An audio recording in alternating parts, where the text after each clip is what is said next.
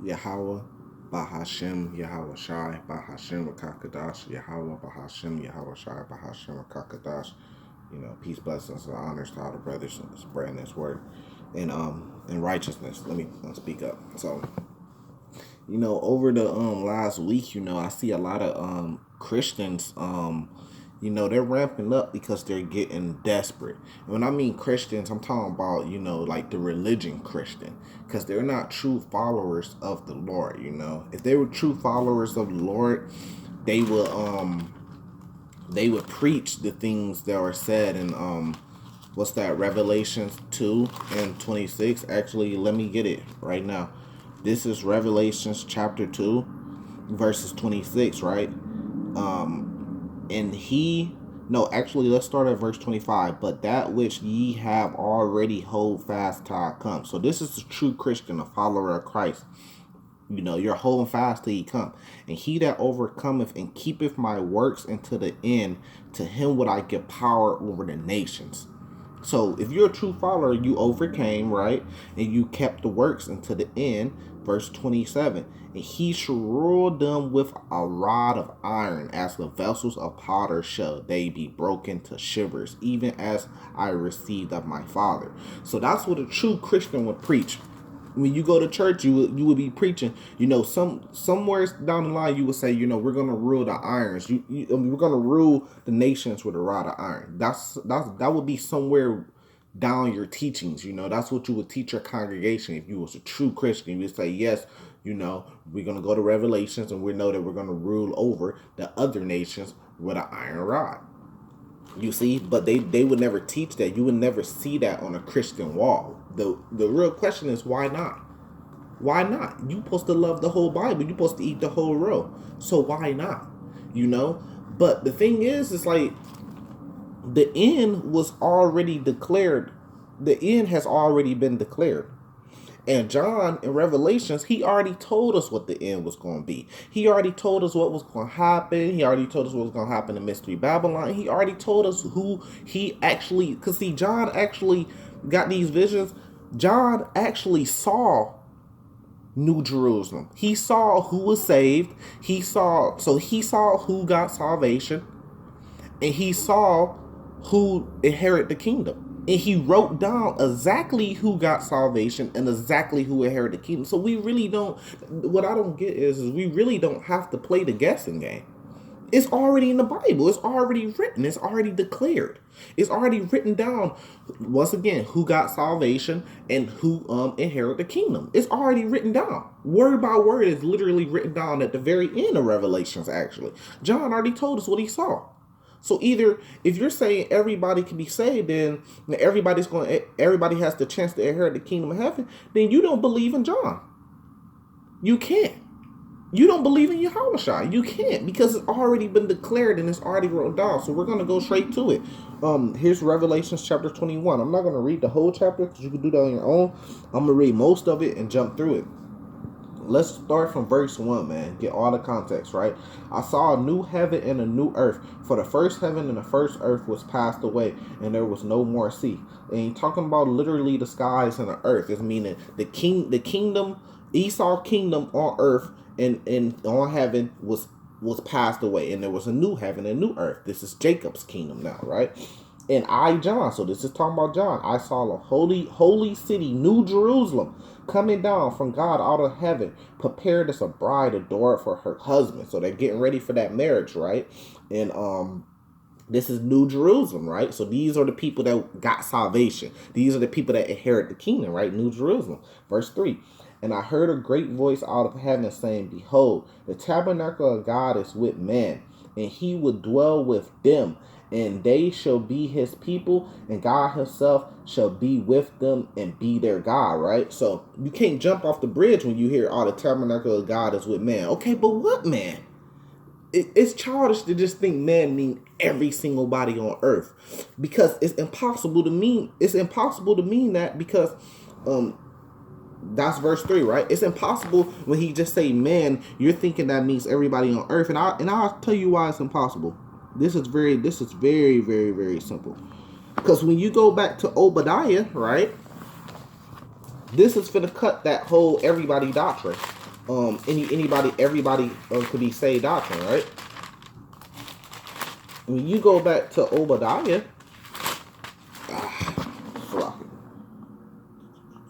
right here at the very end after Amos. Obadiah was so short, you know. But when you go back through to Obadiah, right?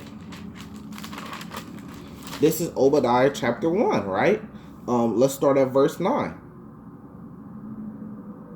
And thy mighty man, O Timon, shall be dismayed, to the end that everyone out of the mount of Esau might be cut off by slaughter. Verse 10. For thy violence against thy brother Jacob shall cover thy, and thou shalt be cut off forever. So this is literally, Obadiah is telling us that every single soul of an Edomite, if you come from the bloodline, the stock of the Edomite, and you're from Esau and you're an Edomite, you're going to be cut off. So how can everybody and anybody be saved?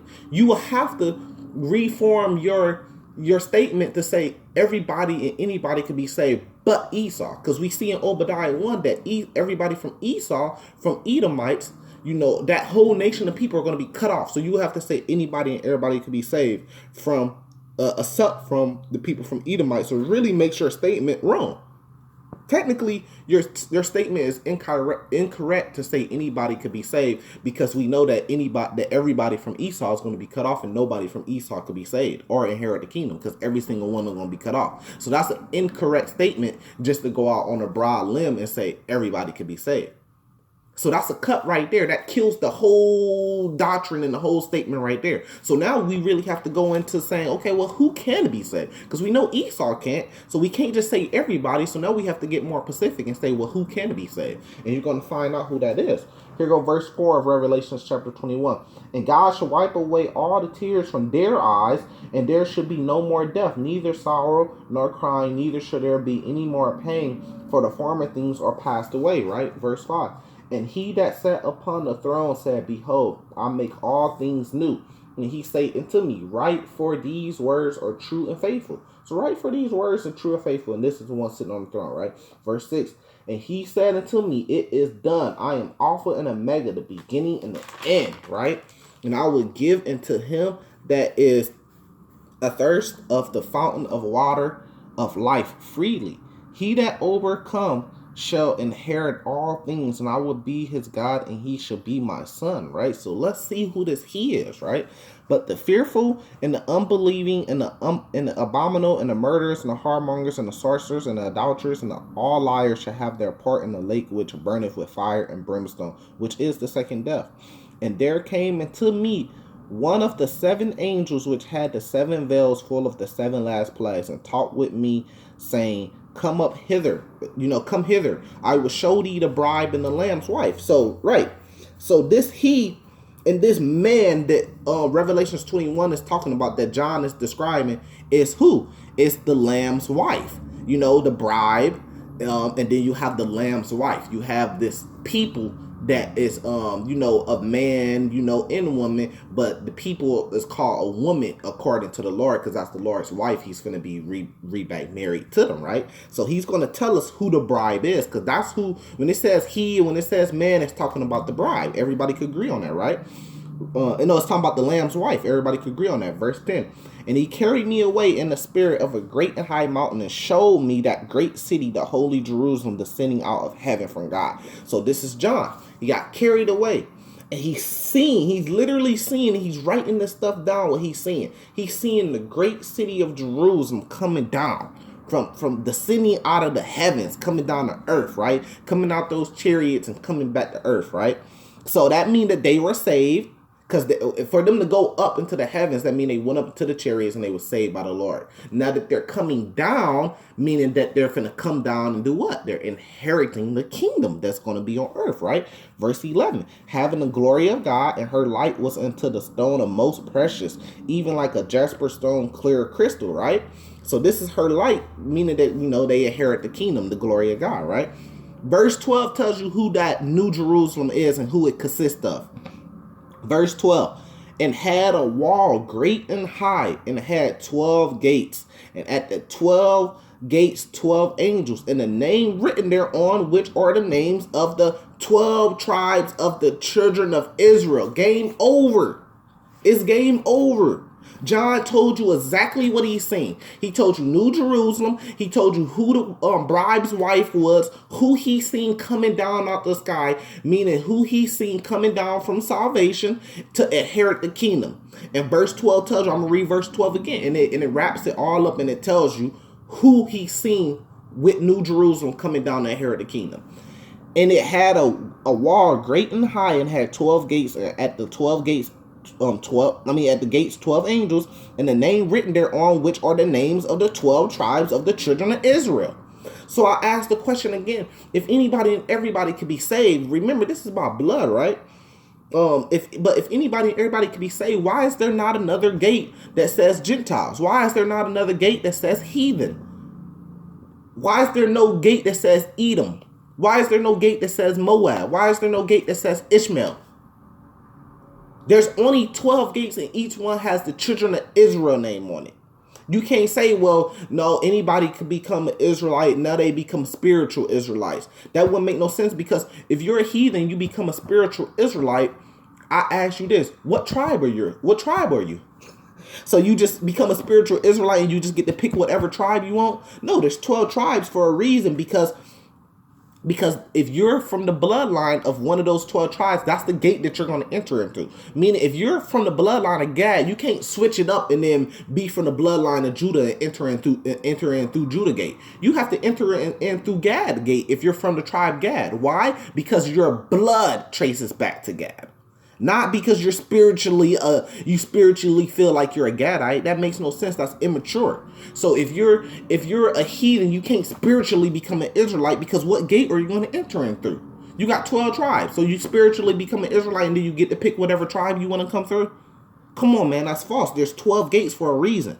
Or if it was the way that you Christians try to switch it up and say you're a spiritual Israelite, right? There would just be one gate, and all Israel would go through that one gate. No, there's 12 gates for a reason, because depending on what your bloodline is and what your stock is, which the Lord is going to know, you're going to enter through that gate. If you're Judah, you're going to enter through Judah. If you're Issachar, you're going to enter through Issachar. If you're a Gadite, you're going to enter through Gadite. Based off what? Based off what, man? Off your blood, what your bloodline traces back would mean that this is a physical thing. This isn't talking about you have to be a spiritual Gadite, a spiritual Judite. This is based off your blood, man. That's why there's 12 gates. And anybody who's sincere about this word will have to say that that's a correct statement to make. That's the correct, and that's a fact. They will have to say that if they're being sincere. If not, then they're just playing, they're living in a fairy tale. Shake off the dust. You see what I'm saying? And then I could go into it more. Verse 13 tell you on east 3 gates, on the north, different size. Then verse 14, pretty much all the way through verse 22 tells you about the kingdom. It tells you about the great city, the precious stones and jaspers, the building, the width and stuff like that, and the length of it. But I'm gonna jump to verse 24, right? Because I'm gonna get this in there. And the nations of them which are saved shall walk in the light of it, and the kings of the earth shall bring their glory and honor into it, right? So we know the kings are going to, all the nations are going to be there. Nobody's saying that the nations aren't going to be in the kingdom. We know for a fact that the nations are going to be in the kingdom, because we go back to Revelation 2:26 that I just read. We're going to rule them with an iron rod, meaning that they're going to build our walls. They're going to be in slavery. No, they're not going to be in servitude, because a lot of Christians go off and they try to say they're going to be in servitude. No, they're not going to be in servitude, man. What does ruling with an iron rod mean? That's hardcore bondage, slavery, meaning they're going to be forced, and meaning that a lot of them are going to feel that iron rod. That's what ruling with an iron. We're not going to rule with an iron rod and never use it. We just got the iron rod and we're never going to use it. No, we're going to use it. That's what it's going to be for. That means that they're going to be in hardcore bondage and slavery. That's for a fact, man. So yes, they're going to be there. And guess what? Verse 25, and the gates of it should not be shut at all day, and there should be no night there. And this is what they're going to be doing. And they should bring their glory and honor of the nations into it. Meaning our gates are going to be open 24/7 for them to bring what? What's their glory? You know, the things that made them great. That's their glory. For them to bring their gold, them bring their silver, their precious stone, anything that's worth anything, for them to bring their daughters, you know, praying that an Israelite man pick one of their daughters to come be a concubine, to come be a wife. They're going to bring these things to our gates and give them to us. They're going to bring these things to our gates and say, hey, you know, you're the Lord's chosen people, and the Lord resides with you. Take this for our offering. That's why they're going to be there. At no point does it say they're going to inherit the kingdom, because if it said they're going to inherit the kingdom in verse 12, when it tells you who the 12 gates is for, they will have a name there. No, it says they're going to be there, but we know they're going to be slaves there, because verse 25 through 26 tell you what they're going to do. They're going to be bringing their glory and their honor to the gates. To do what? To give it to us. That's a fact. And I want to address something else real quick, since it's on my mind. If I could find it real quick. Here go. Because I seen some Christians speaking about this. What they say is, they say, well, the heathen aren't going to be in hardcore bondage, but you see from when I read Revelations 2 and 26, it said we're going to rule with an iron rod. Actually, in Revelations, here, let me jump back to that one. Matter of fact, if I could find it real quick. I'm trying to do this real quick. I don't know if it's Revelations chapter 20. Here we go right here. Revelations chapter 19, right? This is talking about the Lord. And out of his mouth goes a sharp sword, that with it he should smite the nations, right? The Lord's going to smite the nations, and he shall rule them with a rod of iron. And he treadeth the winepress of fierceness and wrath of Almighty God. What does it mean when the Lord... So we see in Revelations 2 and 26, he say that Israel is going to rule the nations with an iron rod. And then in Revelations 19, verse 15, the Lord say he should smite the nations, and he's going to rule them with a rod of iron. So us in the Lord is going to rule the nations with a rod of iron. That means hardcore bondage and slavery. No, not just servitude. And then I see some Christians say, you know, they're not going to have to be whipped like we did. Well, what does ruling an iron with an iron rod mean? It means, yes, they're going to be whipped. They're just going to be in servitude. You know, they're not going to get their woman raped like our woman was raped. We're not going to be doing that. Okay, well, I'll read Deuteronomy chapter 21. This is Deuteronomy chapter 21, starting at verse 11. And this is a law. This is the book of the law, right? And seeth, right? No, verse 10. Let's start at verse 10. When thou goest forth into war, this is a law right here. Law, statutes, commandments. When thou go forth to war, which we are going to go forth with war with the Lord, right? He should smite the nations. That means we're going to war with them. Against thy enemies, right? The nations, and the Lord thy God has delivered them into thy hands, which he is, and thou hast taken them captive, right? So we're going to take them captive, right? Because remember, Revelations 2:26, Revelations 19 and 15 says that we're going to rule them with an iron rod. So that means we took them captive, right? Wrong or right? That's a fact, right? Verse 11, and seeth among the captives a beautiful woman. So we've seen a beautiful young woman. She's not an Israelite woman. She's among the captives. She's among the nations, right? And has a desire into her. So a brother might have a desire into her. Say, oh, she's a nice looking Edomite. She's a nice little looking Ishmaelite, you know. Oh, I got a desire towards her. That thou would have her to thy wife. So you want to have her to be a wife. You want to take her to be a wife. Verse 12. Then thou shalt bring her home to thy house, and she shall shave her head and pare her nails. Verse 13. And she shall put the remnant of her captivity from off her, and shall remain in thy house, and bewail her father and her mother a full month. And after that thou shalt go into her and be her husband, and she shall be thy wife. Did she have a choice right there? We could play this rape game all day. We could play, what does rape really means? Who are the band? Rape means you take a woman and have sex with her without her permission, or without her having a choice.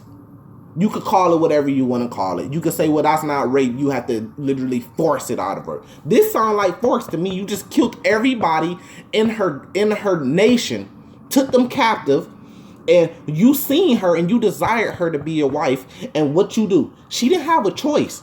As a matter of fact, this even goes to her not having a choice more. Verse 12, I'll read again. Thou shalt bring her home to thy house, and she shall shave her head and pare her nails. So you bring her home to your house, And she had no choice. She had to shave her hair. She could have been growing her hair out to be pretty long for her whole life. But she must, by force, she had to shave her hair. She couldn't, because she had said, no, I don't want to shave my hair and pare my nails. What would happen to her? Think about it. So she should shave her head. She had to shave her head and pare her nails. Verse 13, I'll read that again. And she should put the remnant of her captivity from off of her, right? So since she becoming your wife, now she do get a little special treatment. She's not gonna be in captivity no more, you know. She's not gonna be a full slave, you know. Anybody could just come pick her up and she become a slave. No, she's gonna be your wife, however you want to treat her, you know. But within you treating her however you want to treat her, she does have to shave her head and pare her nails. That's something that she has to do.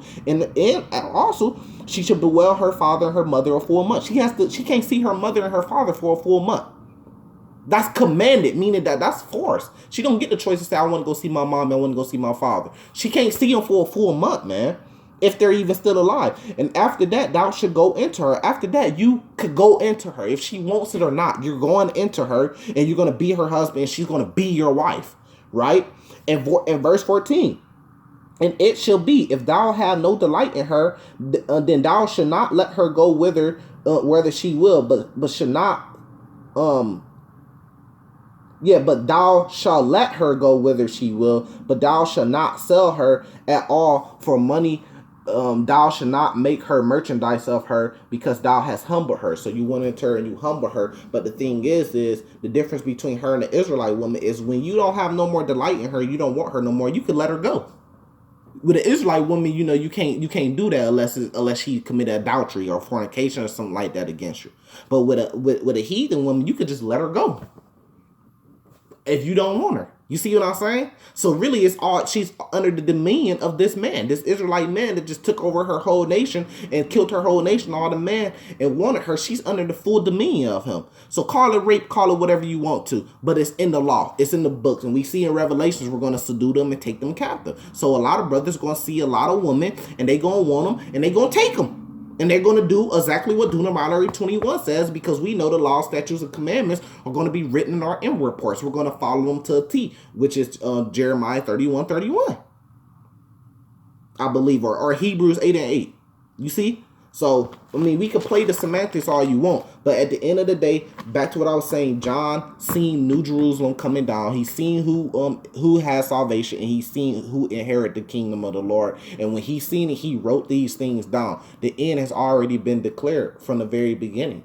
He's seen who was there, and he said it was the 12 tribes of Israel, because those are the 12 gates that are the people that's inheriting the kingdom and entering the kingdom. Everybody else going to be on the outside of the gate, and the nations are going to be bringing their glory and honor to the gates to give it to us, and they're going to be bringing, you know, their strong men and their strong workers to come inside the gates and do hardcore bondage and slavery, because they're going to be ruled with an iron rod. That's facts, man. When you get out your feelings and the word stops being so bitter to you, you're going to read that chapter and you're going to say that's a fact. You know, shalom, salvation to the elect.